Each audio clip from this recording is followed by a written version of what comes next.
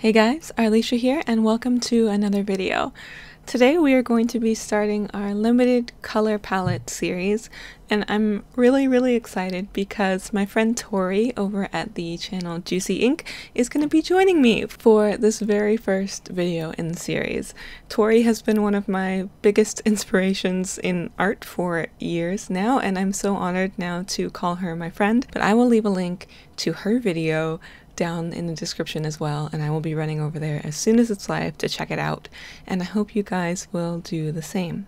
My original plan for this series was to feature trios of colors, so 3 colors together that may be variants on primary colors, but for these first few videos I wanted to limit myself to just 2 colors. So what I'll be doing for this video and future videos in the series is I will be showing you 2 colors with some variations depending on brand or pigment number, and then choosing a pair that I like to create a piece with. For this first video in the series, I wanted to choose my go-to pairing, the 2 colors that I put together the most and use the most in my work. So I started with cadmium red light and cerulean blue. The 2 specific colors that I'm swatching right now are from White Nights, and I did show my White Nights cadmium red half pan full pan earlier in the video, and I've used quite a bit of it. And the cerulean blue by White Nights doesn't have a very high tinting strength, but I love that bright sky blue hue for this particular brand, so I definitely wanted to swatch those out. While I was going through my collection of watercolors, I was checking to see if there were any other brands where I had both a cerulean blue and a cadmium red light, and I saw that I had both of those colors in my Paul Rubens 24 color set, and you'll be able to see almost right away that these colors, even though they're for the most part the same, I think the cerulean blue may be a different pigment, the hues themselves vary very much from one another. The cadmium red light in the Paul Rubens set is much closer to an orange, and the cerulean blue is actually a little bit warmer. It leans a little bit more on the red-purple side, so the mixes are much more desaturated, much more neutralized, and I think it's really interesting to see how similar colors, even sometimes when they share the same pigment, can be very different from one another. The last pair I wanted to test were some paints that are actually really new to me, and these pigments are also different, but they're still falling in that red, orange, and teal or cerulean sort of category. And this is actually P073, which is an orange pigment, and a cobalt teal from Magello Mission Gold.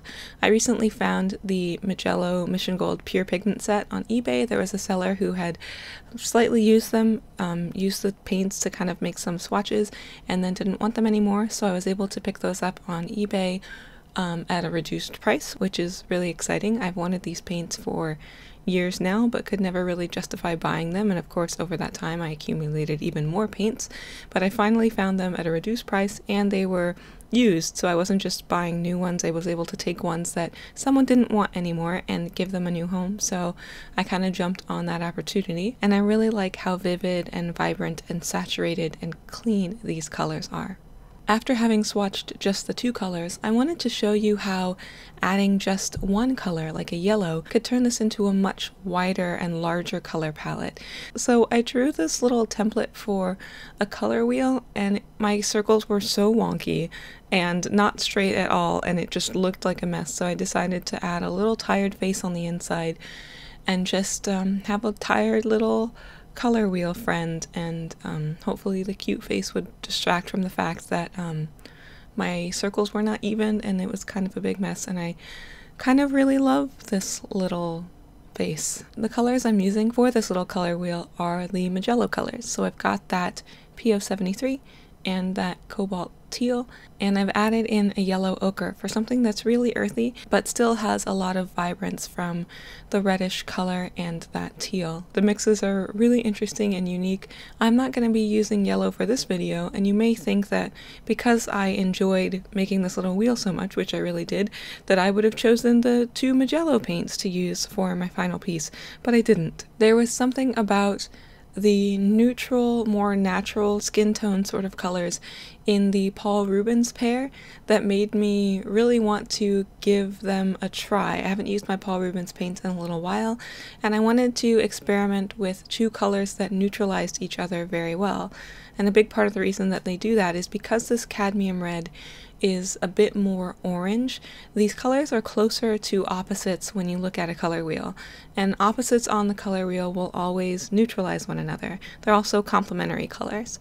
So if you use those two colors straight at full strength without mixing them with one another, you would have colors that really make each other pop when they're placed next to each other, and if you mix them together they will neutralize into some sort of gray or brown.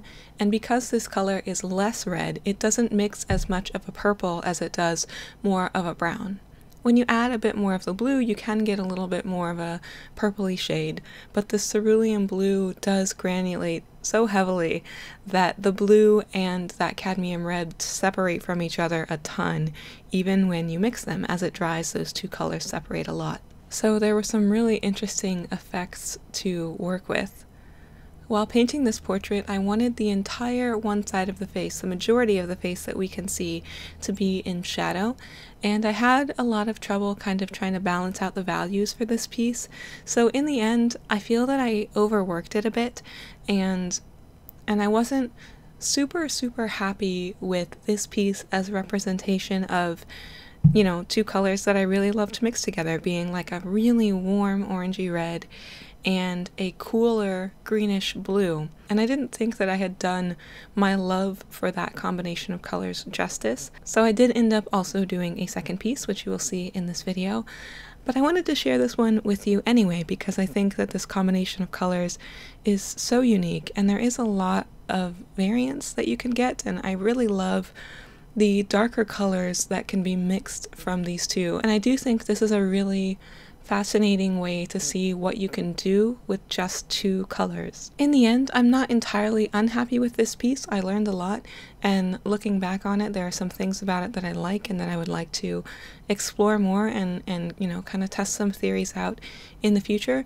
But while working on this piece, there were so many instances that I was just really frustrated, and it's difficult for me to remove those feelings that I felt while working on the piece from how the piece actually looks in the end. So I like it. It's not my favorite. I do prefer the second one. I just feel like I connected with that one a little bit better, but I still wanted to share this one with you. So I hope you guys like it too.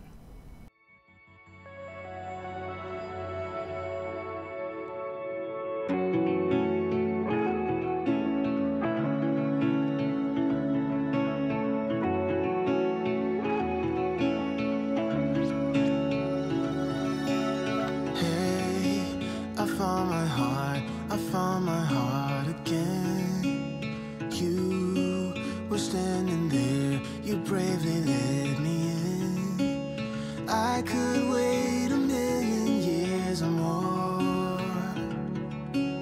until you came knocking at my door.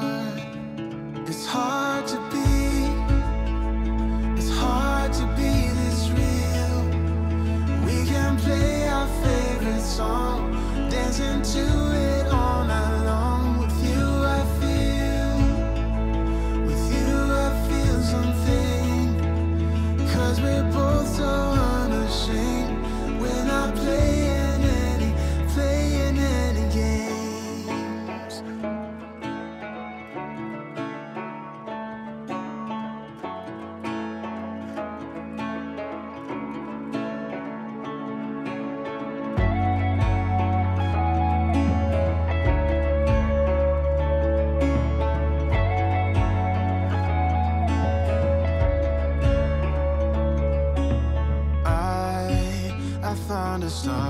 I found a star in you, always guiding me to where my words are true. I've waited 1,000,000 years before, and I do it all again just to make sure. Yeah, it's hard to be this real. We can play our favorite song, dancing to it all night long. With you I feel something, 'cause we're both so unashamed. We're not playing any games. Yeah, it's hard to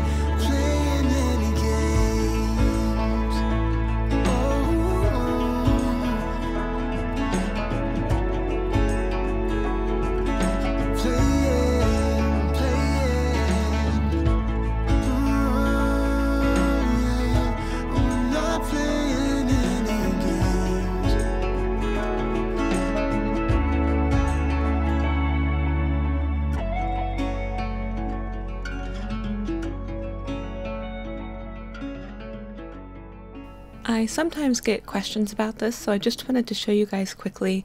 When I am removing the tape from around the outside of my pieces, I almost always use this heat tool here. It's actually like an embossing tool that I found on Amazon. I'll leave a link to it down below.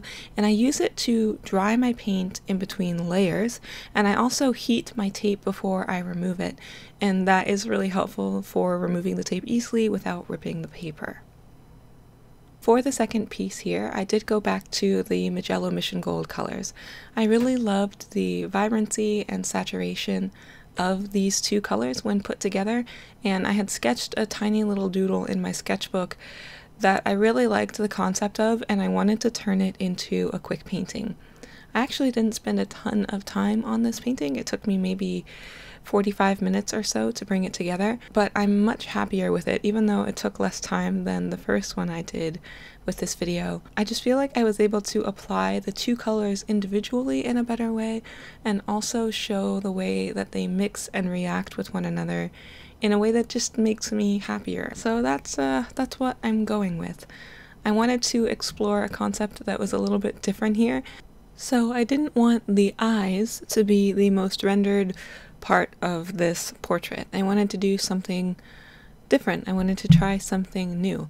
Another thing that I was kind of challenging myself to do with this piece was to put more than 2% effort into painting lips. For whatever reason, when I paint mouths on the majority of my pieces, I try to get through it as quickly as possible and in as few brush strokes as possible, and just have it looking like some sort of vague mouth shape as quickly as I can, so I can move on to the areas that I'm more interested in painting and in focusing on, which is a little bit of a shame because I do think that knowing how to paint lips and mouths is really important, and I've picked up a few things, you know, over time on how to make them look better, but I've never put in a ton of effort with them, and they are still a bit of a mystery to me as far as the painting process goes.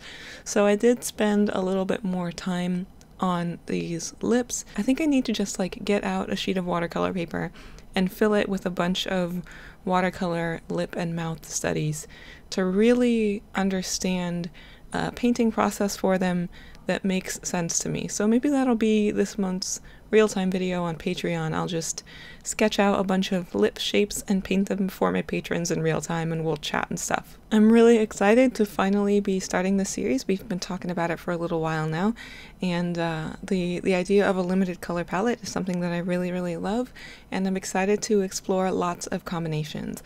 I do have some ideas in mind for future videos in the series, but if you guys have any, it can be 2 colors or it can be 3 colors, colors you think go really well together, or colors that you might like to see me paint with and you don't know if they go well together, or colors you know don't go well together and you want to see if something can be made with them. Anyway, if you have any suggestions for color combinations for this series, please do let me know. And if you are interested in creating a piece with the colors I've used here today, like a warm orangish red and a sort of teal greeny blue, you are more than welcome to obviously join in and have some fun with me and Tori. And please do tag me on Instagram if you share anything that you've created using a color palette like this. Doesn't have to be these exact same colors.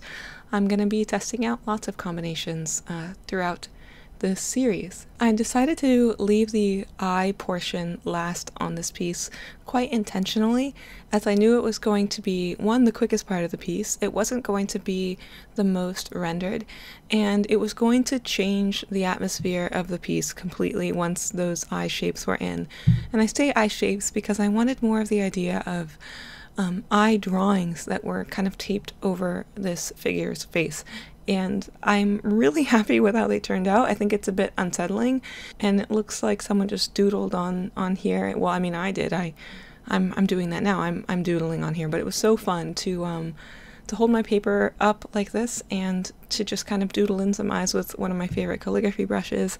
And I really wanted some of that paint to drip and to flow, and that was going to be the primary source of loose atmosphere in this piece. I didn't end up adding a lot of other paint splatters or anything like that to this one. I wanted, other than the eyes, for everything to feel pretty solid and structured.